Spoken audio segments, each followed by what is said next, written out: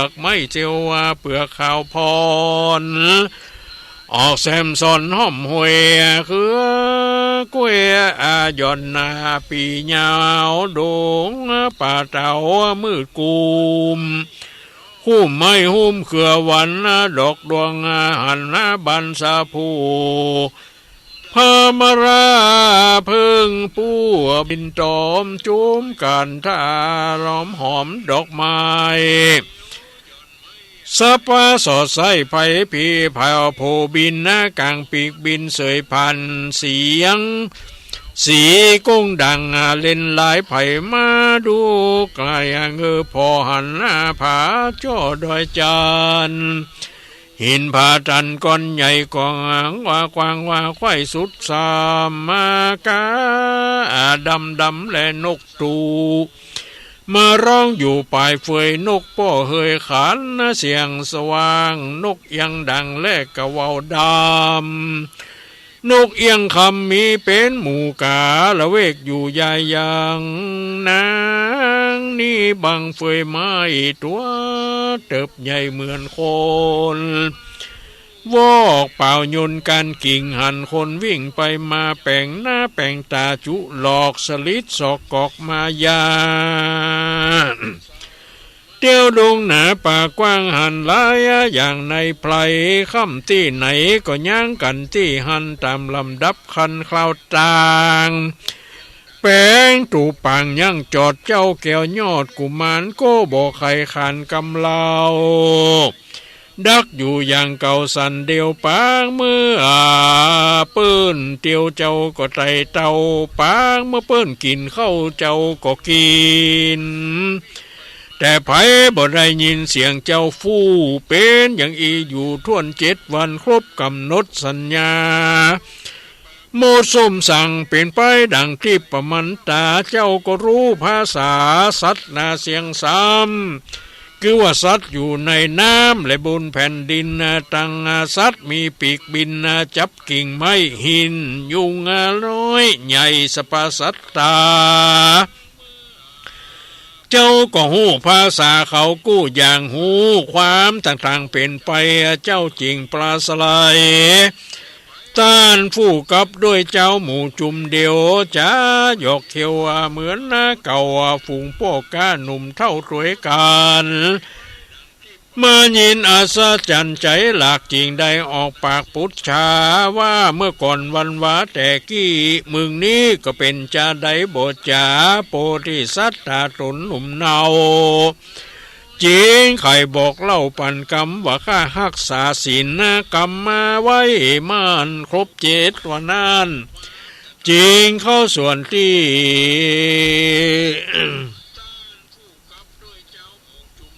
จริงเข้าว่าส่วนที่เจ้าหูภาษาสัตว์น้อยใหญ่เจ้าก็บ่ได้บอกไผฟังเจ้าปิดบังห่มหิวแจ้งทีแต่คนเดียวนั่นแหละ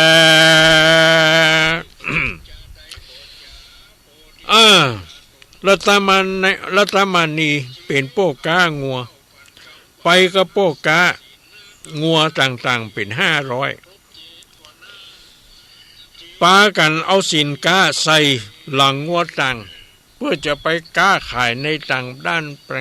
แต่งบ้านแต่งเมืองแต่รัตนมุนีบ่ได้เอาสินค้าอันอย่างใส่หลังงัวต่างสักอย่างเหมือนโป้ก้าหมู่นั้นเปิ้นเอาหัวของที่จะเอาไปก้าไปขายที่ซื้อมาพ่องไปขายกินกับไม้อย่างเนี้ยเอาใส่หลังงัวต่างจนเต็มงัวเต็มหลังงัวจุดปนแย่งบ่เป็นบดเป็นบ้าละ ปึปะไอ้หนอมันนักหลังมันเนาะแต่ว่างัวของรัตนมุนีนี่บ่เอาอย่างใส่สักอย่างโปก้ามุนั่นก็ถามว่ามึงอย่างจะได้บ่เอาของอย่างมาก้ามาขายมาอย่างสักอย่างมันก็บอกว่าอินดูงัวว่ะอินดูงัวขวงัวมันเจ็บหลังเนี่ยแล้วก็แถมยัง เมื่อก่อนนั่นเขาถามก็ถึงปากเพราะว่ามันได้สัญญากับมดส้มไว้ว่าถ้ามึงเคยได้ของดีมึงอย่าได้ไปอู้ไปปากกับไผ่ ดักไว้นี่นะมันก็ปฏิบัติตามนั่นนะมันถึงบ่อู้บ่จาไผ่หรอกมันนอนก็นอนคนเดียวมันปุ้นนะอย่างเนี้ยอันนี้เพิ่นเรียกว่ามันรักษาศีลนี่หรอรักษาศีลรับกรรมจากพญามดซุ่มมาว่าบ่ฮื้อปากฮื้อจ่าฮื้ออู้ฮื้อหยังนะ แล้วก็ลองฟังกันต่อไปแถมเนาะสุริเยญาเมื่อตาวันตกต่ำลงแรงค่ำอ่อนจอนนกนอนก่อนจับกิ่งเขาทั้งหลายจริงมัดนายังงัวเสียงหนาวหนัวเหมือนดังเก่านาด่างัวเล่าบุบตีจูนยามไรที่เขาเจ้าเข้าค่ำต่างผู้ต่างพร่ำดานอนเหมือนเดิมอ่อนป่างเก่างัวจังหลายนั้นเล่าไผ่มันก็พักนอนกันตามแหลงที่เจ้ามันแต่งมัดหมายงัวจังหลายนอนเกี้ยวเอื้องแยงุบมางาปาปากจุตัวยังมีงัวตัวหนึ่งเล่ามันแก่เท่าแรงโรยเขาหักงูเงียงหลอนตาก็มอนหน้ามองหลังเป็นจองพร้อมจากกากนอนซ้อมเอืองปากควนคลางว่ากูเตียวตางยินอิดมือนิดหนาวเหนื่อยไปทั้งตัวเจ้าเหนือหัวกูก็บ่แปลงสักหน่อยเอาไม้ค้อนต่อยตีหลังเป็นทุกขังนักแก่แห่งกูก็บ่เหมือนแต่ก่อนปังอ่อนน้ำนักตังหลังก่อน50,000บ่จื่นนอนคลางเมื่อนั้นงัวในปางทุกผู้ต่างก็อ้วนอัวจากกันเสียงหนึ่งนั้นมีกองล้างตัวพ่องว่าข้าเจ็บห่างล้างตัวนอนคลังหลังหวากน้ำนักกาเขาถักถูหลังพ่องก็ว่าเจ้ากลัวจังเหลือแก่ของบ่แป้ก็มาเขจำด่าด้วยกำพาลูสาวาจะไม่แซ่ก็มาฟาดเสไปซ้ำเดินคราวไก่ใจจ่าตั้งน้ำเลยเนี่ยกูก็บ่ได้กินเจ็บปวดตาตินแต่ใบแดดห้อนไม่ก็บ่ปลดเตียวจังอดใจกว่ามันซ้ำอื่นด่ากำหลายว่าฮือเสือลายมากินมาลากถามเอามีดเถือถากฟันแตงอิดหิวแรงเสียงซ้ำหญ้าและน้ำก็บ่ได้กินเต็มใจเขาสั่งมาเขขาเราไปเตียวไตเป็นทุกใหญ่ใจมองไป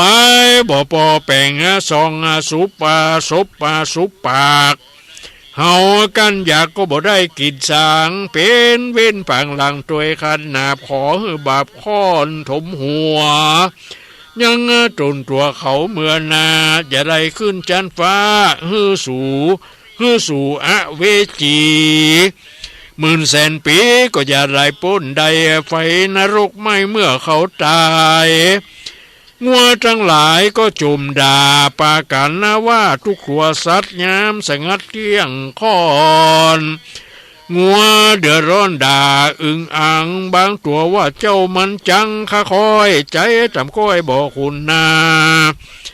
ได้กล้าข้ามมาขาเราบ่ขาดทุกเหลือขนาดเราเฮาต่างน้ำกาเข้ามาแต่บ้านนักเสียงทานบ่แปงเฮาปายบ่พอซ้ำเอาคอนมาตีมาต่อยจนพอเลือดย้อยตัวกาญางัวก็ปากันจา กล่าวถ้วยทุกรำก้อยรำพันยินข้าจะสั่นใจมากสัตว์และคนก็หากเหมือนกันมีชีวิตวันนามัดนาก็หอยหากก็ค่อยชีวิตเขาว่าคนมัวเมาใจบาปมักขนาดฝูงสัตว์มันฟันตัดได้เถือถากเอาจีนเนื้อหักมากินสัตว์นายินนะทุกนักแก่งัวหลายเหลือแหล่อู้จากกันตั้งงัวผู้ไหมและงัวผู้แก้วอื่นบอกแล้วงัวหมอยเสียงวอยครั้งควรงัวอู้อ้วนจากกรรมผู้เขียวผู้คำมาตอบตาว่าปืนลุ่มฟ้าจุมปูตีเป๋มนุษย์โลเกใจบาปน้ำทำบ่อาบหัวใจเขานับยะอาไปจูเยื่องบ่หูเรื่องกองบุญมักทรัพย์สูญไปต่างๆอากุศลบ่อากุศลสร้างถมตัวเขาซ้ำจะมืดมัวไปตั้งนาหุ่นตั้งจันฟ้าตัดน้ำถมปอมมาบาปบ่จุมลุงใจมุดสู่ใต้อเวจีเมื่อชีวิตเขามีเขามาสร้างแต่บาปตุพระก็บอกกราบนมัสการกันจักเสียงสังขารมรณาจริงมาคึดหากุศลที่จักป่าเอาโจรเตียวไว้ข้ามเขตค่ายจตุระอาบายร้องโวยวายล้นข้ามไฟหม้อนรกห้ามมาเผาใจมันจะไปที่ไหนรู้ลอดตายแล้วก็จอดอเวจีและต้านเฮยงัวต่างปากันอู้กันว่าเฮาอย่างมาทุกมาอยากเจ็บหลังเจ็บอย่างมดเจ้าเฮาก็บ่อินดูขุนนะเอาของอย่างต่างๆมาตั้งหลังเฮานี่เนาะเขาก็อู้กันปากเจียนจากันนะงัวสมัยก่อนมันอู้กันวะ มันอู้กันนะเจ้าเฮามันอย่างมาบ่ฮักเฮาไอ้เนาะใจเฮาเหมือนกับอย่างกับทาสเอาซองมา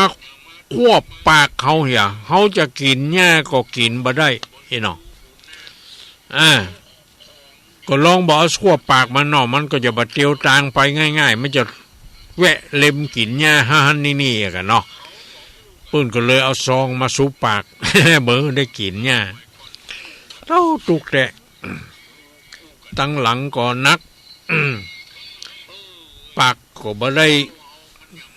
เนี่ยเกิดเป็นงัวเป็นควายเป็นยี่เนาะไปบ่ปอบางทีข้าเฮาเอาจีนเฮาไปหลับไปซ่าหรอไปแกงกินกันเนี่ยมนุษย์คนเฮาเป็นอย่างนี้ขนาดเฮาเป็นงัวเท่าผอมกอกดอกก็ยังใจการใจงานเฮาอยู่หรอ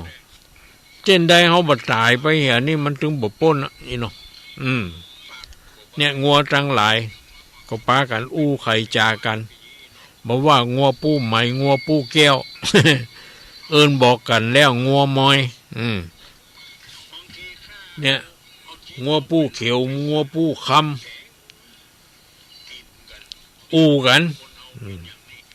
เนี่ยมนุษย์โลเกใจบาปไอ้หรอน้ำทำก็บ่อาบหัวใจเขานับยะไปจุเยี่ยงบ่ฮู้เรื่องกองบุญ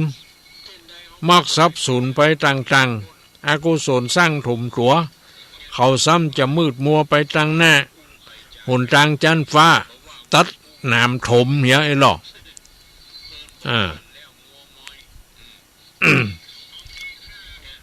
ปอมบาปจมลง ใจมุดอยู่สู่ใต้อเวจีเมื่อชีวิตเขามีเขาก็มาสร้างแต่บาปตุพระมันก็บอกกราบบ่นมัสการเนาะเนี่ยกันจักเสี่ยงสังขารมรณะนะจริงมากึดคาดหากุศลนี่หรอเมื่ออยู่ดีสบายก็บ่ทำบุญกุศลพอเจ็บไข้ได้ป่วยบ่สบายมาก็มากึดหาตุหาพระเนาะเนี่ยงัวมันก็ว่าแล้วงัวนี่มันอู้ถูกนี่เนาะ มันวิพากษ์วิจารณ์เจ้าของมันนะ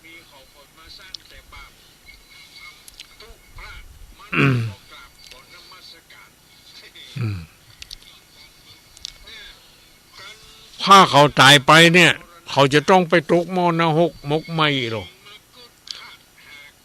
หรือว่าตกรอดอเวจีปะว่าอย่างนั้นนะงัวมันอู้กันอย่างนั้น แต่คนมันคงจะบอกหูเรื่องบอกฟังบอกหูภาษางัวกัน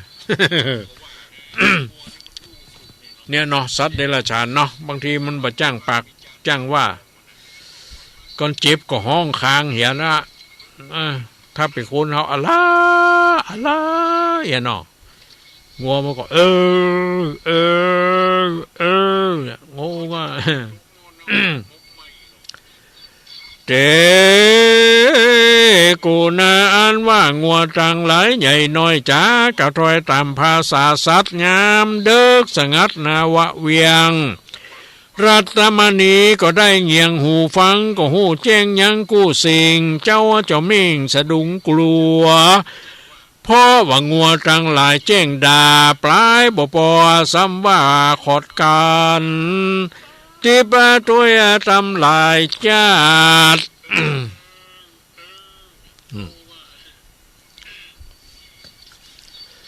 รัตมณีน้อยนาดยินกัวเจ้ามีตนตัวสายสันกัวบับนั่นไตตัวจอม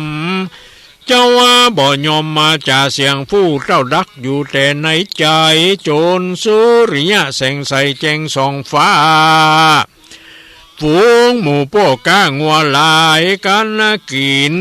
เจ้าว่าไงอิ่มแล้วก็กาดแก้ออกไล่งัวไปเข้าสู่ดงไพรไต่เจ้าส่วนว่าโพธิสัตว์เจ้ารัตมานะมุนีเจ้าก็บอดเตียบอดดาปล่อยงัวล่าตามใจก้อยจะไขอื่นอูเหมือนดังงัวหูภาษาซองสุปากนั่นนาเจ้าก็เอาออกจ้าปากบอกงัวแปงเฮือยื้อแสวงกินตามอยากสองข้างฟากต่างเตียวยอดหญ้าเยื่อใส่ตามมักไฟใจหมายเตียวมักกะยายมาตลอดจนบรรลุจอดถึงท้องเมืองจะขายของเขตห้องลำมาติติต้องคนหลายงัวเป็นสายเตียวไต่ถ้อยพังลังใหญ่น้อยล้วนนันเนืองฝูงเจ้าเมืองจู้ดาวต่างก็รู้ข่าวปานิจาโปกาปากันมาตุลอดยอบย่างจอดานาเปียงสตะสำเนียงดังบ่น้อยโปกา500แต่งาแปงปางที่กลางนาเปียงยังอยู่พ่องก็เข้าสู่ซื้อเอาเกลือพ่องก็เมื่อบ่ได้ลิงพอพ่องก็มาซื้อห่อเอาปลาพ่องก็มาย่อหยอกว่าปี้บ่าวข้างนอกเด่นไกลตู่ข้ามีน้ำใจมารับต้อนหวังได้ปลาเน่ากับใจอ่อนสักครัวหยอกกันหนัวม่วนเล่นบ่าวสาวล้วนนันเนืองพ่องก็ว่าปี้เมืองไกลเฮ้ยเจ้าบ่าวข้าน้องหูข่าวเมืองไกลเป็นที่ใครไปตุยพอเปิ้นว่าม่วนแต่นอเต็มทีตู่ข้ามีใจใครเจ้าปี้เป็นเจ้าจักปั่นไปกาสวนได้ปลาส่วนปลานิจาโปกาหลายมั่งหน้าได้ฟังก ก็ขอยว่าจะนางตันตอบกล่าวประกอบด้วยมุสาเป็นกรรมายาตันกล่าวว่าข้าพี่บ่าวเจ้าปาราบ่สมกับอาหนุจาน้องเน่าตัวกำเศร้าดำมากาบ่งามมานาตาสักเผาเหมือนบอกเท่าว่าหลังกูดตัวบ่มดบ่ปลอดบ่พอกับยอดสุภาพันธ์เขาก็อื่นหยอกกันสาวตั้งสาวบ่าวอ้ายเมืองไกล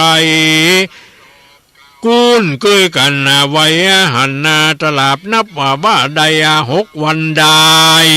เกลือและป่าก็ขายแล้วเล่าจะได้ปอกเจ้าขึ้นปลาลามีนายห้อยปานิจาเป็นเก้าจริงบอกเล่าแก่ลูกน้องไผ่มันว่าแถม2 วันก็จักปีกปอกบานไผ่ไข่คืดอ่านได้ขัวอันยังปื้นขายยังเมืองนี้ถูกซื้อแล้วผูกติดหลังงัวไปจักได้กำให้มีมากวันนาลือวันหือหากจักเมืองปราณสีเขาก็ไขว่าตีตานผู้บอกหือหมู่ไผ่มานแล้วเขาก็เอากันเข้าไปยังกาดซื้อขวตามมุ่งมาดใจโจงลากาตกลงกันง่ายถูกใจแล้วก็จ่ายเงินปานของไผ่มันดาแห้งหมอนสาดบังและสายหางสาดปุยบังตุปจีบแห้งโดยรีบาเร็วปานนั้นแหละพวกกาทั้งหลายหมู่น้อยใหญ่ต่างก็จากกล่าวถ้อยภาษาสัตว์ยามดึกสังหัดว่าเวียงรัตมณีก็ได้เงียงหูฟังก็ได้ยินงัวมันอู้กันอย่างนั้นอย่างนี้นะหมู่พวกกาหมู่นั่นขายของเสี่ยงแล้วก็ป้ากันซื้อเอาของกินของว่าจีนปลาอาหารเพื่อจะได้เอากลับสู่บ้านเมืองไก่ว่าอย่างนั้น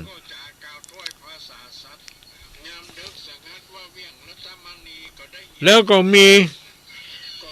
สาวเท่าสาวเที่ยวสาวน้อยมาหยอกล้อโปกะเนาะมันเป็นอย่างนั้นคนต่างบ้านต่างเมืองตั้งสาว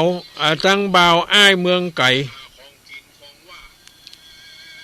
มันเขาอยู่หั่น6 วันเกลือและปลาก็ขายกันหมดแล้วเขาก็จักได้ปอกเจ้าเมืองนายห้อยหัวหน้าปอกกาเป็นเก้าจริงบอกเล่าแก่ลูกน้องไผ่มันนี่ว่าแถม2 วันเนอะหมู่เฮาจักปิกปอกบ้านนะไผ่ค่อยคิดอ่างได้อันยังได้เปิ้นก็ขายกันยังกาดเนี่ยขายถูกนี่หรอซื้อแล้วก็ฮื้อผูกติดหลังงัวไปเฮาก็เอาไปขายต่อก็จะได้มีกำไรนะวันฮือหากจักเมืองเนอะปาราณสีของเฮานะที่เฮาได้ออกมาก้ามาขายก็หลายวันหลายคืนนี่เนาะมาเดี๋ยวนี้ขายของเสี่ยงแล้วหมดแล้วเขาก็จะปิกปกเจ้ากลับบ้านกลับเมืองเขาก็จะฟู่อู้กันบอกฮื้อหมู่ไผ่มันแล้วเขาก็ปาเอากันเข้าไปยังกาดซื้อครัวตามมุ่งมาดใจจงราคาตกลงกันง่ายถูกใจแล้วก็จ่ายเงินกันของไผ่มันก็มาดาแห้งหมอนสาดบังอันยังต่างก็เอาตังงัวหลังงัวห่างโดยรีบเดียวปันนี่น้องทีนี้ส่วนมหาสัตโตอันว่ามหาสัตเจ้าก็คือรัตนมณีนี่เจ้าก็มีใจอินดูยังสัตมากบ่ออกปากจากกระไผ่เลยหูแต่ในใจก็บ่ปากเจ้าก็หักยังสัตกลัว เป็นทุกข์ถนัดไปแน่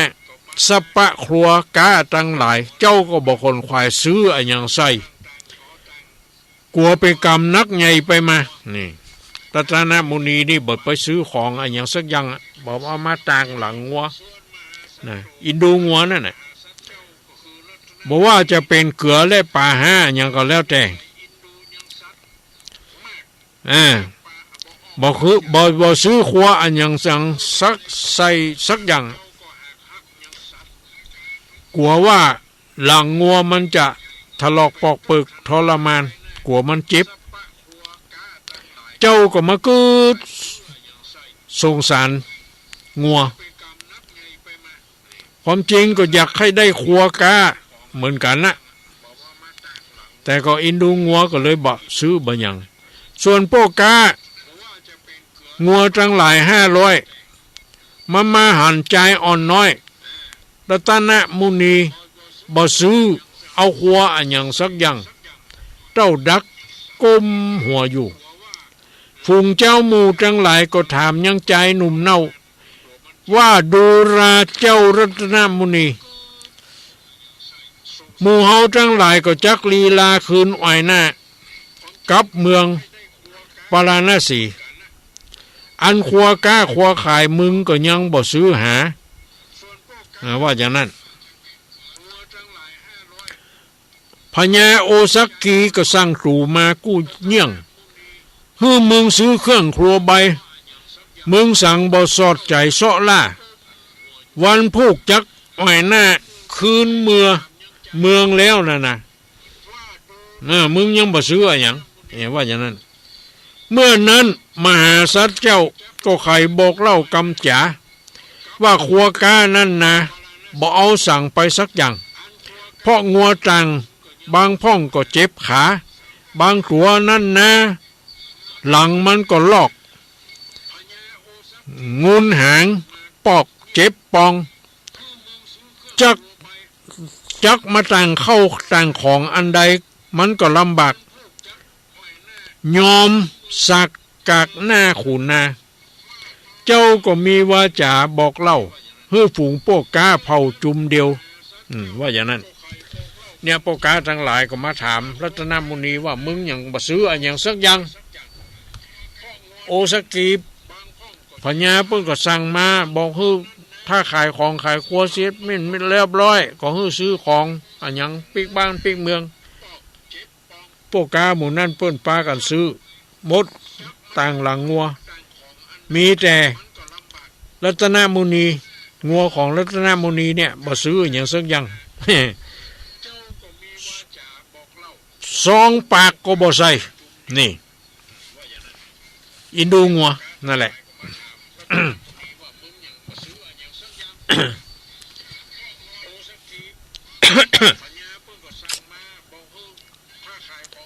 เพ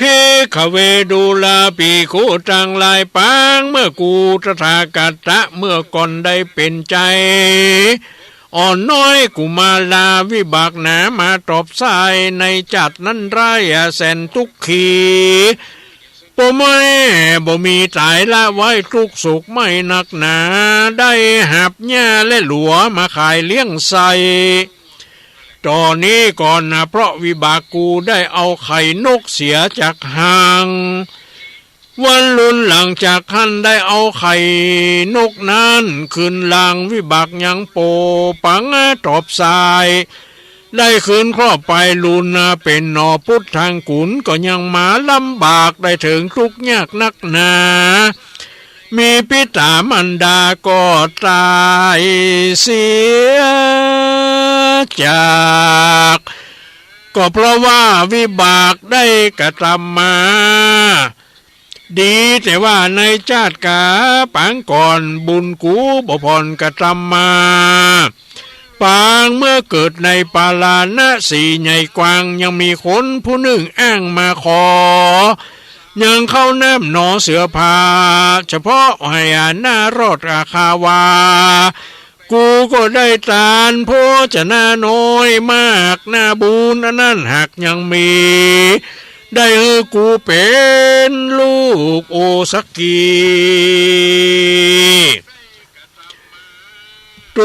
ต่อเพราะกุศลบุญนะจ่อป่าอาเนคาสัพเปชนะเฮยหนุ่มเท่าจะได้เข้าสู่โมช่วยโมหามานาทิฏฐิจีวิจิกิจฉาหือหลีกเว้นศีลตั้ง5 เส้นก็คือมีไว้กับอัตตาปุถุธรรมโมสังโฆนั้นนา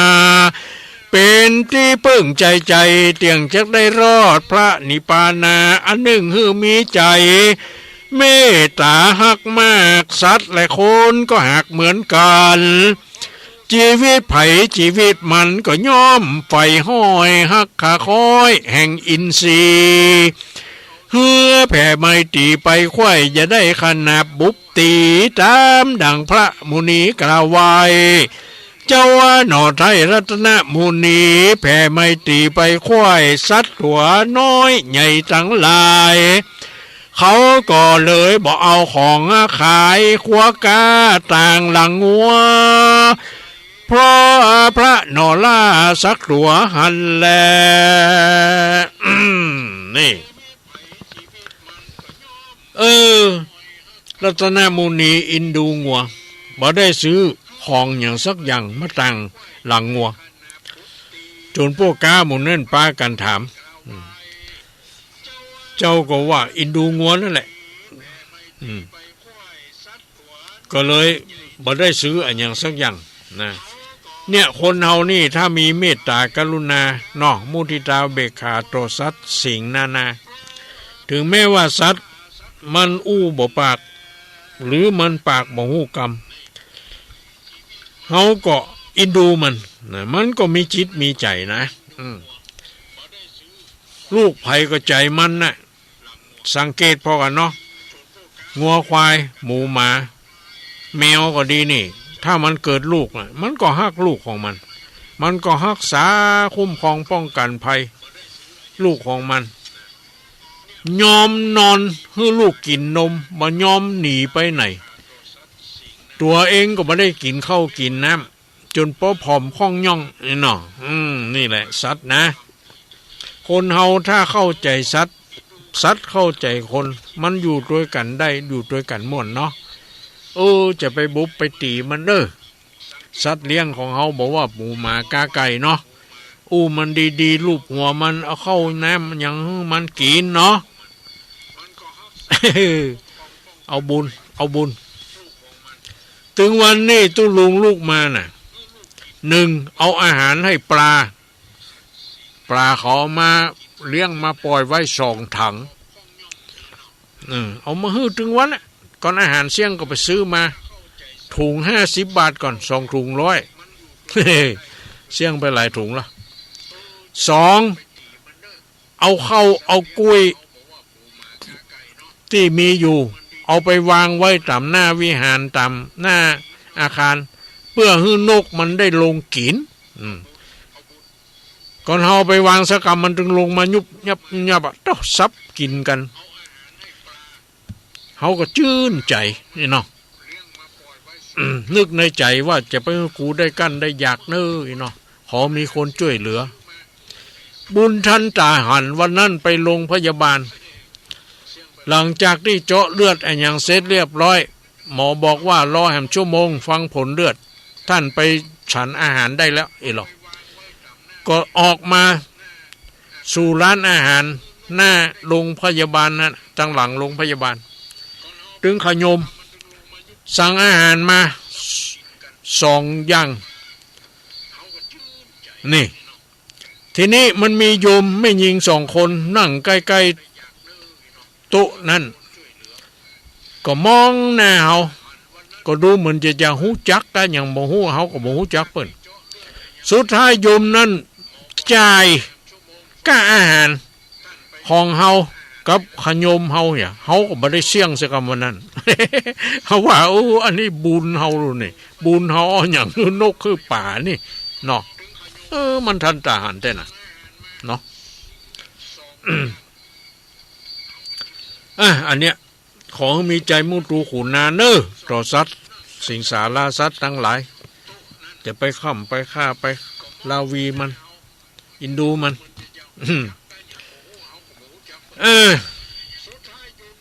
เอาละญาติโยมทั้งหลายก็ได้พรรณนาจะถึงซึ่งอันอย่างต่างๆเรานี่กำเดียวจะลองพออันว่ามีอันอย่างพ่องที่อันวันพูกเนี่ย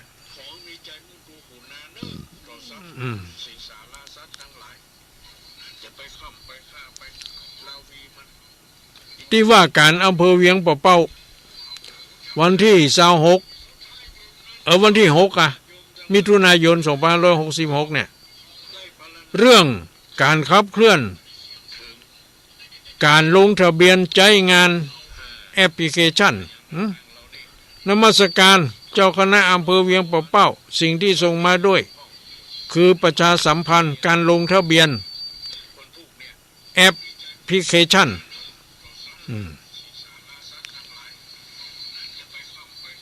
ไทยดีอีก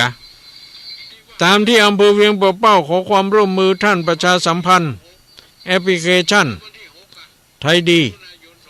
ให้กับบุคลากรภาครัฐภาคเอกชนและประชาชนในพื้นที่เพื่อขยายการสร้างความรับรู้ให้ออกไปอย่างกว้างขวางในทุกภาคส่วนให้ได้เห็นถึงประโยชน์ของแอปพลิเคชัน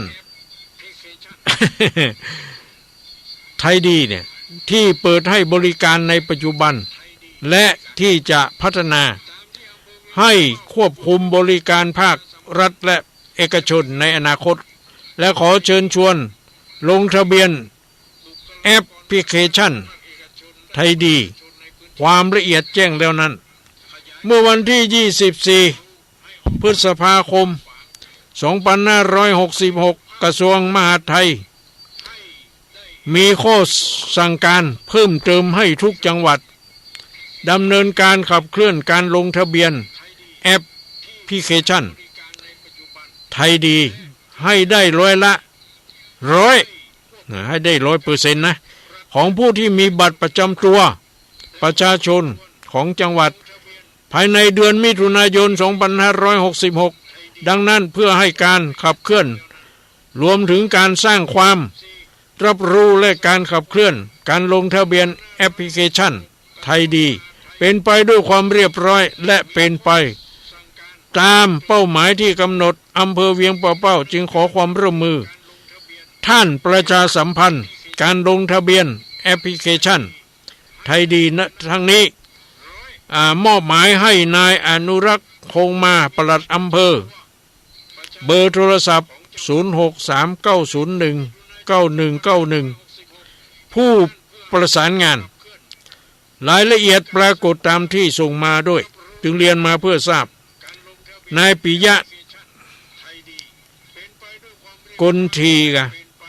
ปลัดอำเภอเจ้าพนักงานปคชำนาญการพิเศษรักษาราชการแทนนายอำเภอเวียงป่าเป้านี่นะอันนี้ก็ได้อ่านให้ท่านผู้ฟังได้ฟังแล้วนะก็นี่เนอะแล้วมีแถมอันที่ว่าการอำเภอเวียงป่าเป้า9 กรกฎาคม2566เรื่องประชุมการขับเคลื่อนและติดตามผลการดำเนินโครงการอำเภอบำบัดทุกข์บำรุงสุขแบบบูรณาการอย่างยั่งยืนนี่นมัสการเจ้าอาวาสทุกวัดนะถ้าฟังอยู่ฟังเนอะด้วยอำเภอเวียงป่าเป้าได้จัดการดำเนินโครงการบำบัดทุกข์บำรุงสุขแบบบูรณาการอย่างยั่งยืนเพื่อส่งเสริมและสนับสนุนพัฒนาคุณภาพชีวิตของประชาชนในหมู่บ้านที่ในหมู่บ้านให้มีความเป็นอยู่ที่ดีขึ้นลดความเหลื่อมล้ำพร้อมทั้งขับเคลื่อนเป้าหมายการพัฒนาอย่างยั่งยืน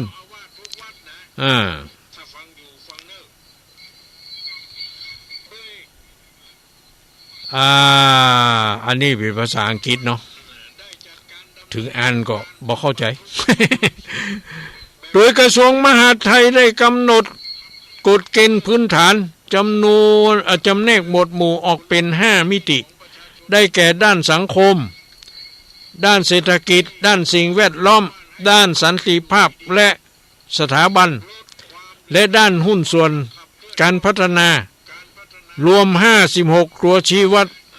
ในการนี้เพื่อให้การดำเนินงานตามโครงการเป็นไปด้วยความเรียบร้อยอำเภอเวียงปะเป้าขอเชิญประชุมโครงการอำเภอบำบัดทุกข์บำรุงสุขแบบบูรณาการยั่งยืนในวันศุกร์ที่7กรกฎาคม2566เวลา 09.00 น.หน้าห้องประชุมอำเภอเวียงปะเป้าชั้น2จึงนมัสการมาเพื่อทราบและเข้าร่วมประชุมตามวันเวลาดังกล่าวโดยพร้อมเพรียงกันนมัสการมาด้วยความเคารพนายบรรจงขุนเพชรนายอำเภอเวียงปะเป้าอันนี้วันพรุ่งนี้นะเจ้าอาวาสทุกวัดเนอจะไปลืมถ้าได้ฟังอยู่หรือบ่อ่านก็ศรัทธาไปกระชิบไปบอกคือกำบาตุลุงทุปีทุป้อวันนี้เพิ่นมีประชุมที่อำเภอเวียงปะเป้าอย่าไปเนอเพิ่นจะประชุมอย่างใดนะอันนี้เพิ่นเอามาลงลายของคณะสงฆ์นี่เนาะก็มาอ่านให้ฟังเนอญาติโยมเอาละยังเวลา15 นาทีจะได้เปิดโอกาสให้แก่ญาติโยมทั้งหลายได้โทรศัพท์แจ้งผลการรับฟังเข้ามาว่าท่านอยู่แห่งหนตำบลไหนใกล้ไก่มอกใดได้ยินได้ฟังแล้วเป็นจะใดแล้วมีปัญหาอันยังที่จะฮื้อตุลุงแก้ไขบอกกล่าวข่าวมาได้เนอบัดเดี๋ยวนี้มีเวลา15 นาทีประมาณนั้นนะญาติโยมนะใครฟังอยู่ก็ดีโทรมาในเบอร์เนี่ย081993เนี่ย4074นะ0819934074นะ081นะ9934074เอ้าไผที่บ่เคยได้โทรเข้ามากำเตื้อโทรเข้ามาเหรออันที่โทรบ่อยๆกำเดียวไว้ตั้งหลังก็ว่าบ่มีไผ มาแล้วเจริญปอนไรสาพูดยาวฟังอยู่เนอฟังอยู่เนาะยาวใครหานี่ญาติแม่เลื้อนเส้นต่อวังเหนือลำปางเจ้าแม่เลื้อนเส้นต่อวังเหนือลำปางนอนแม่เนาะจ้าชัดเจนดีเนอชัดเจนดีเนาะแม่เนาะฟังได้แต่ต้นจนปลายเนี่ยเนาะจ้าฟังเป็นแต่ต้นมาแล้วดีละฟังงั้นขึ้นดารุณีเจ้าขึ้นดารุณีเนาะดังดีชัดเจนเนาะเจ้าชัดเจนดีขอบใจอนุโมทนาเนออยู่ดีมีสุขแม่ให้กำลังใจเนอแม่เรือนอยู่ดีมีสุขมีโชคลาภเนอจ้าเจริญพรเอาสายต่อไปเนาะสายต่อไปมีไม้เข้ามาได้เลยวันนี้อากาศก็ร้อนพอสมควรเย็น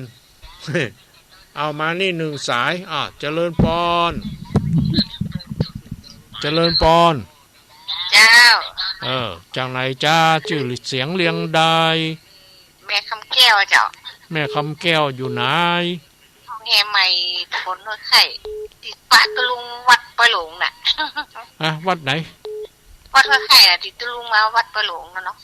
เจ้าปอยหลวงวัดห้องไข่เจ้าห้วยไข่ใหม่น่ะวัดห้วยวัดห้วยไข่ใหม่เมื่อใดเมื่อล่ะครับไปปากันที่วัดห้วยไข่ใหม่เจ้าไม่สายกะเจ้าไม่สายแต่ซึ่งปะหลงกันหอมเนาะแม่เนี่ยก็แม่คำแก้วกันอยู่ไหนอยู่ไม่สายฮะตำบลห้วยไข่แม่คำแก้วบ้านห้องแห่ใหม่บ้านห้องแห่ใหม่ตำบลห้วยไข่ได้ตัวไม่สายเนาะดีละวันหน้าป้ากันแหมเนาะอายุวันโนฮะฟังคำพ ายามผู้ชมเนาะเข้าใจเข้าใจก็เจ้าเข้าใจก็ดีนะ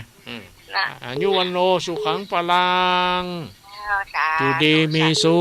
ขเอาสายต่อไปมีก็เข้ามามันเวลาน้อยนิดเนาะเอาวันจะได้เจริญปอน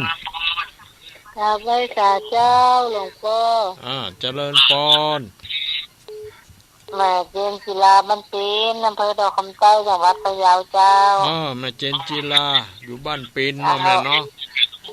ฟังชัดเจนดีป่ะชัดเจนดีเจ้าเอ็นดูงัวเนาะกะฟังบนอู้กันงัวบนอู้กันวะนั่นเนาะงัวเจ็บหลังเจ็บเอวนั่นน่ะนะกำลังว่าอู้เนาะเอาคนไปซุกปากซุกคอคนพบได้กินเนี่ยนั่นน่ะกะนั่นบอกฟังก็เป็นตาดูงานได้ฟังแต่เนาะแต่เจ้าโอเคเนาะแม่เนาะอยู่ดีสบายเลยยุ่งโนสุขังปังสาธุสาธุสายต่อไปแม่ปิดก่อนเนาะคนอื่นเข้ามาเข้ามาแล้วเจริญปอนกับพระสาเจ้าตุลุงโทรมาจากบ้านโฮงเป็นเนอบ้านโฮงโทรไม่สายทองเจ้าฟังตุลุงอยู่ติดตามตุลุงตลอดเจ้าแม่สายทองเนาะเจ้าฟังอันวัดห้วยตองซัก98.75นี่ชัดเจนจริงเจ้าชัดเจนดีเนาะแม่เนาะดีแล้วตุลุงจัดเทศธรรมก็ชัดเจนดีเจ้าชัดเจนดีแต่เสียงมันบอกให้ดีเนาะวันที่15ตุลุงได้ไปกับเจ้าวันที่15ค่ะเจ้าก่อนนะคือใจไว้แล้วนะว่าจะไปจะไปคนหลายโยมแม่ก็เคยไปนะถามโซเฟอร์ว่าไปจอดใกล้ก็อย่าไปได้เนาะใครหาก็ไปก็ดีหรอเจ้าเมืองปานเนาะเจ้าอนุโมทนากับตุลุงสาธุสาธุเจ้าอยู่ดีมีสุขอายุมั่นขวัญยืนผ่านไปสายต่อไปเนาะอันนี้มาจากบ้านห้องจังหวัดลำพูนมาได้รับนี่7สายกันอันนี้มาละเจริญปอนแกไปสายเจ้าตุลุงใช้ประการแม่สีทอนเจ้าว่าจะได้ฟังชัดเจนดีก็เจ้าฟังชัดเจนดีเจ้าพระบาทอุดมบ่ได้เนี่ยเขาจะได้ปะหันหน้ากันนี่กับการเตียงครับอุดมเนี่ยจ้ะก็บ่ได้วันที่13น่ะเข้าพรรษาแล้ว13สิงหา13สิงหาเจ้าหน้านี้กันเดือนสิงหานะจ้ะก็ประเดี๋ยวเดือนกรกฎาสิงหาเดือนหน้านี่กะเจ้าที่ไหนฮะก็วัดพระบาทอุดมไงที่ไหนเจ้าพระบาทอุดมนะจ้ะคนอยู่ไปตานเทียนกับให้เจ้าท่านพระครูถ้าไปก็ได้ปะกันเนาะเจ้าอนุโมทนาสาธุแม่สีทอนไหว้สาเจ้าอยู่ชัยปราการสายต่อไปเนาะมีก็มามามีเจริญปอนไปสาลุงเจ้าเจริญปอนจากไหนจ้าแม่สลัดเจ็ดซ่อนอำเภอเมืองปานจังหวัดลำปางเจ้าแม่สลัดมาแล้วเจ้าโยมประจำฟังชัดเจนดีเลยเจ้าฟังชัดเจนฟังของคุณดารุณีเจ้าขึ้น106ของเจ็ดซ่อนเจ้า106ของเจ็ดซ่อนเนาะแม่เนาะเจ้าอายุวันโนสุขังปะดังอยู่ดีมีสุขเจ้าสาธุเจ้าสาธุอนุโมทามิอยู่ดีสบายสายต่อไป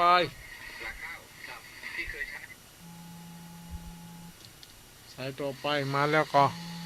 มาแล้วเจริญปอน ไปศาลเจ้าบ้านต่างตำบลเชียงอำเภอดอกคำใต้จังหวัดพะเยาเนี่ยเจ้าเสียงชัดเจนดีเนอะตุลุงชัดเจนดีเนาะแม่เนาะฟังเจ้าเสียงชัดเจนดีดูหัวเนาะหัวสมัยก่อนมันปลาคู่กันได้เนาะสัตว์สิงสารสัตว์อู้กันได้เนาะน่ะดูแต่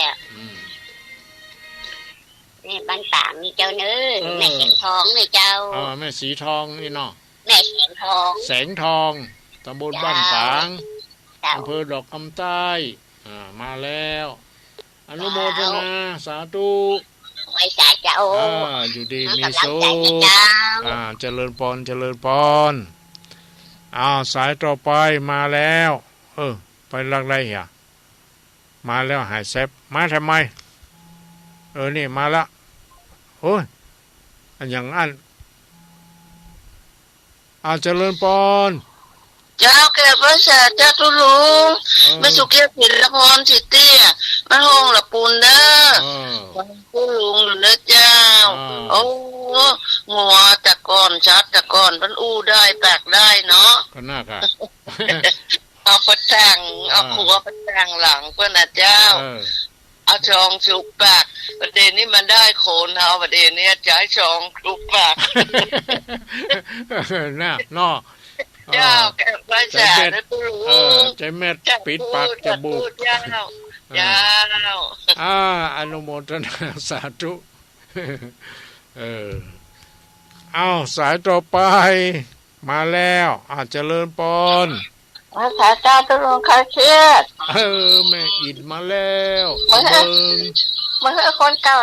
คอเนี่ยมันอดมาได้นะตุลุงแต่ดีกะเป็นยัง